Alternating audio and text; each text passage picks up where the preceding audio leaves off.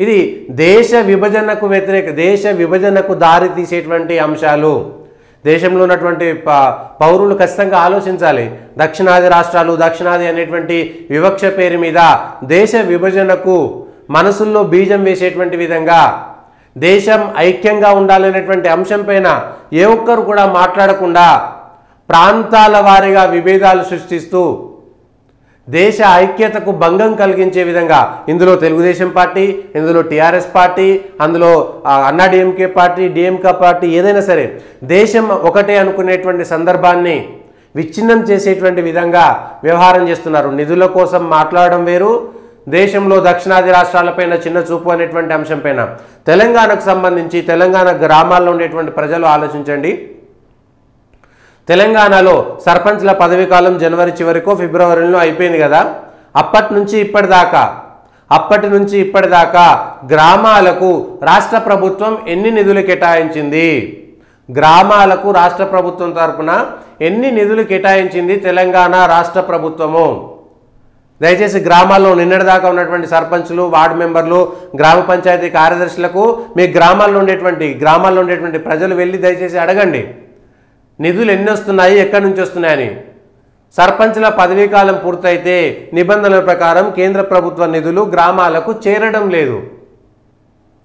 మరి మొత్తం నిధులు మేమే ఇస్తున్నాం, కేంద్రం వివక్ష చూపిస్తుందంటే సర్పంచులు లేకపోతే, కేంద్రం నిధులు రాకపోతే గ్రామాల్లో 2-3 నెలలుగా అక్కడ ఉండేటువంటి వాళ్లకు జీతాలు రానటువంటి పరిస్థితి ఉంటే గ్రామ పంచాయతీ ఉద్యోగులకు కానీ మిగిలినటువంటి అవసరాల కోసం గ్రామ పంచాయతీలకు నిధులు రాకుండా ఉంటే కేంద్ర ప్రభుత్వం అన్యాయం చేసిందనేటువంటి మాట మీరు అడిగింది ఏంటి, వాళ్ళు ఇవ్వంది ఏంటి?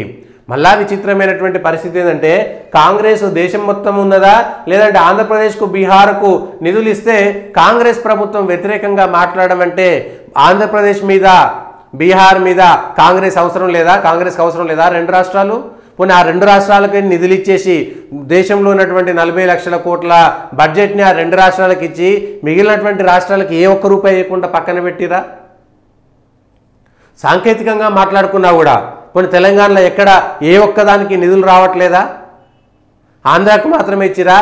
ఇదే కేసీఆర్, ఇదే కేటీఆర్, ఇదే జగన్, లేకపోతే ఇదే రాహుల్ గాంధీ గారు ఆంధ్రప్రదేశ్కి ప్రత్యేక హోదా ఇవ్వకుండా అన్యాయం చేసింది. వాళ్ళకు ప్రత్యేక హోదా ఇవ్వాలి, వాళ్ళకు విభజన చట్టాల ప్రకారం నిధులు రావాల్సినటువంటి అవసరం ఉంది, విభజన చట్టాల ప్రకారం వాళ్లకు నిధులు కేటాయించాల్సినటువంటి అవసరం ఉంది.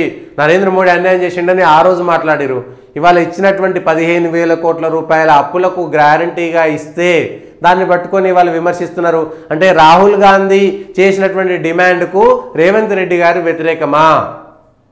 కేసీఆర్ గారే చెప్పారు కదా, కేటీఆర్ గారే చెప్పారు కదా మేము ఆంధ్రాకు ప్రత్యేక హోదా ఇవ్వాలని, పక్కన కేశవరావును అటు పక్కన వీళ్ళని పెట్టుకొని మాట్లాడారు కదా కేసీఆర్ గారు. మరి ఏమైంది? మేమే ఇస్తున్నాం బాధ్యత, తెలంగాణ వాళ్ళగా చెప్తున్నాం, ఆంధ్రాకు ప్రత్యేక హోదా ఇవ్వమనండి, మాకేం అభ్యంతరం లేదనేటువంటి మాట మాట్లాడి ఇవాళ 10 కోట్ల రూపాయల నిధులు కేటాయిస్తే పోనీ తెలంగాణలో ఒక్క రూపాయి కూడా ఇవ్వలేదా? పోనీ బీహారు ఆంధ్రప్రదేశ్కు కాకుండా దేశంలో ఏ రాష్ట్రానికి ఒక్క రూపాయి కూడా ఇవ్వలేదా?